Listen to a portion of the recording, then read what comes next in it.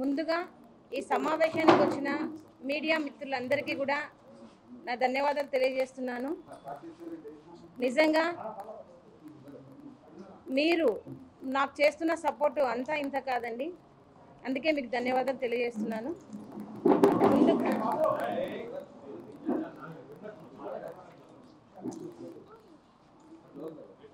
ఈ సమావేశాన్ని ఎందుకు ఇక్కడ ఏర్పాటు చేయాల్సి వచ్చింది అంటే, నా గిరిజన 14 సంవత్సరాల మైనర్ అయిన నా కూతురు సుగాలి ప్రీతి కట్టమంచి రామలింగారెడ్డి రెసిడెన్షియల్ హై స్కూల్లో 10వ తరగతి చదువుతుండగా అతి కిరాతనంగా అత్యాచారం చేసి హత్య చేసి ఆత్మహత్యగా చిత్రీకరించిన విషయం మీరందరికీ తెలిసిందే.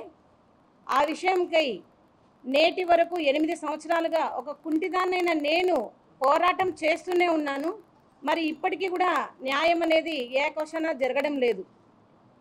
మరి పవన్ కళ్యాణ్ గారు ప్రతిపక్షంలో ఉన్నప్పుడు సుగాలి ప్రీతి కేసుకి నేను న్యాయం చేస్తాను, సుగాలి ప్రీతి కేసు తల్లిదండ్రులతోనే మేము ఉంటాము అని అండగా ఇచ్చి మాట ఇచ్చి ఇప్పుడు డిప్యూటీ సీఎం అయిన తర్వాత మరి సుగాలి ప్రీతి కేసుని గాలికి వదిలేసిన విషయం కూడా మీకు అందరికీ తెలియజేస్తా ఉన్నాను.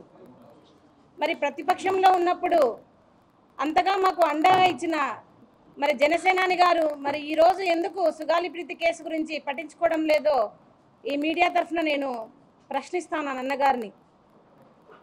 అన్న, మీరే మాకు మాట ఇచ్చారు, ఖచ్చితంగా కూటమి ప్రభుత్వం వస్తుంది, ప్రభుత్వం వచ్చిన ఫస్ట్ సంతకమే సుగాలి ప్రీతి కేసు అన్నారు.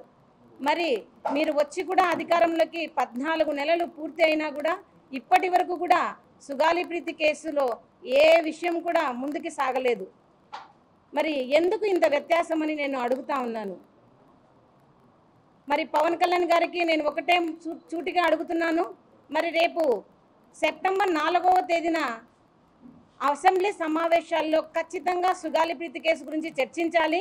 మరి ఖచ్చితమైన నిర్ణయం తీసుకొని మరి కేంద్రం మీద ఒత్తిడి తెచ్చి సిబిఐకి అప్పగించాలి నా కేసుని, లేదా కనీసం ప్రత్యేక బృందంనైనా వేసి సిట్టుతో అయినా నా కూతురి కేసుకి హంతకులను మీరు శిక్షించాలి అని కోరుతా ఉన్నాను. మరి అదేవిధంగా మరి ఈరోజు సేనాని గారు మరి సేనాతో సేనాని అని మీరు ఒక విస్తూర్ణమైన కార్యక్రమం పెట్టారు. మరి సుగాలి ప్రీతి కేసుకు మాట ఇచ్చి ఎందుకు మరిచారని నేను అడుగుతా ఉన్నాను. మీరు ఎందుకు కేంద్రం మీద ఒత్తిడి తెచ్చి సిబిఐకి నా కేసును ఇప్పించలేకపోతున్నారని మేము ప్రశ్నిస్తూ ఉన్నామన్నా. మరి అదేవిధంగా డిప్యూటీ సీఎం పవన్ కళ్యాణ్ గారు చెప్పినప్పుడు హోమ్ మినిస్టర్ అనిత గారి దగ్గర కూడా వెళ్ళి మా బాధను చెప్పుకోవడం జరిగింది. మరి హోమ్ మినిస్టర్ గారు మరి శ్రీకాంత్ అయిన జీవిత ఖైదీకి పెరోల్ ఇచ్చే విషయంలో చాలా బిజీగా ఉన్నారు. మరి సుగాలి ప్రీతి కేసు అసలు కనపడడం లేదు, ఎందుకు ఇంత నిర్లక్ష్యం అని అడుగుతాను. మరి మీరైతే కనుక మాట ఇచ్చిన ఎమ్మెల్సీ అనంతబాబు డ్రైవర్ హత్య కేసులో మరి ఎంత చొరవ తీసుకొని మీరే వాళ్ళ ఇంటికి వెళ్ళి మరి పరామర్శించి ప్రత్యేక బృందాన్ని వేసి మరి మీరు ప్రత్యేక విచారణాధికారిగా వేసి ఈ సమయంలో ఈ కేసు అయిపోవాలని చెప్పారు. మరి గుర్తుందా అనిత గారు, నేను ఈ కుంటిదాన్నైనా నేను మీ ఆఫీస్ చుట్టూకు వచ్చి మరి గంటలు నా కేసుకు జరిగిన అన్యాయం గురించి వివరించాను. మరి ఆ వివరణ అంతా మీకు ఎక్కడ వెళ్ళిందని అడుగుతా ఉన్నాను. ఎందుకు ఇంత నిర్లక్ష్యం అనిత గారికి అని అడుగుతా ఉన్నాను. సుగాలి ప్రీతి అంటే గిరిజనులు అంటే ఓటుకు మాత్రమే మీకు పనికొస్తాను, ఎందుకు న్యాయం విషయంలో సుగాలి ప్రీతి కేసుకి ఇంతవరకు న్యాయం జరగలేదని హోమ్ మినిస్టర్ అనిత గారిని కూడా నేను అడుగుతా ఉన్నాను. మరి రాబోయే కాలంలో ఖచ్చితంగా సుగాలి ప్రీతి కేసుకి న్యాయం జరగకపోతే ఖచ్చితంగా మేము గవర్నర్ని అపాయింట్మెంట్ తీసుకొని గవర్నర్ గారికి కూడా మాకు జరిగిన అన్యాయాలు అక్రమాల గురించి కూడా మేము గవర్నర్ గారికి తెలియజేసుకొని న్యాయం కోసం మేము గవర్నర్ గారిని అర్జిస్తామని చెప్తున్నాను.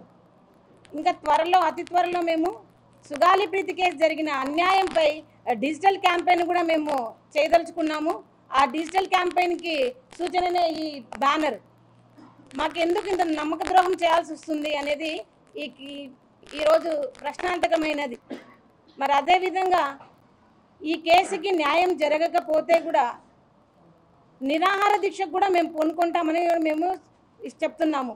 ఎందుకంటే ఒక్కటి ఆలోచించండి, 8 సంవత్సరాలుగా మరి కాళ్ళు లేని ఒక అవిటి తల్లి పోరాటం చేస్తుంటే ఎందుకు ఈ ప్రభుత్వాలకు న్యాయం చేయాలనిపించడం లేదో చెప్పండి.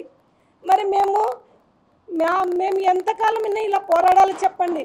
స్కూలుకు వెళ్ళి చదువుకోమని పిల్లల్ని స్కూలుకు పంపిస్తే కీచకంగా అత్యాచారం చేసి హత్య చేసిన వాళ్ళని శిక్షించండి ముద్దాయిలంటే. మీకు ఎందుకు అంత ప్రేమిస్తున్నారు ముద్దాయిలను?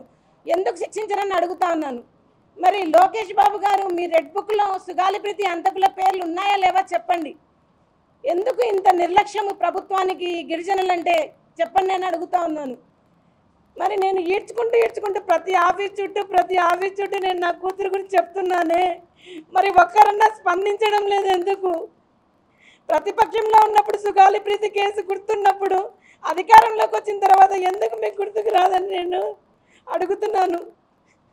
మీరు న్యాయం చేయలేరా? చేస్తారా చెప్పండి. ఒకవేళ న్యాయం జరగని పక్షంలో నిజంగానే మంగళగిరి పార్టీ ఆఫీస్ దగ్గర, జనసేన పార్టీ ఆఫీస్ దగ్గర నేను ఆమరణ నిరాహార దీక్ష కూడా మేము పూనుకుంటాము. ఎందుకంటే ఒక తల్లిగా నా బాధ, నా కూతురికి మనశ్శాంతిని కలిగించాలా. ఆ మనశ్శాంతి కలిగించడానికి నేను ఎంత దూరమైనా పోరాటం చేస్తానని మీడియా ముఖంగా తెలియజేస్తున్నాము.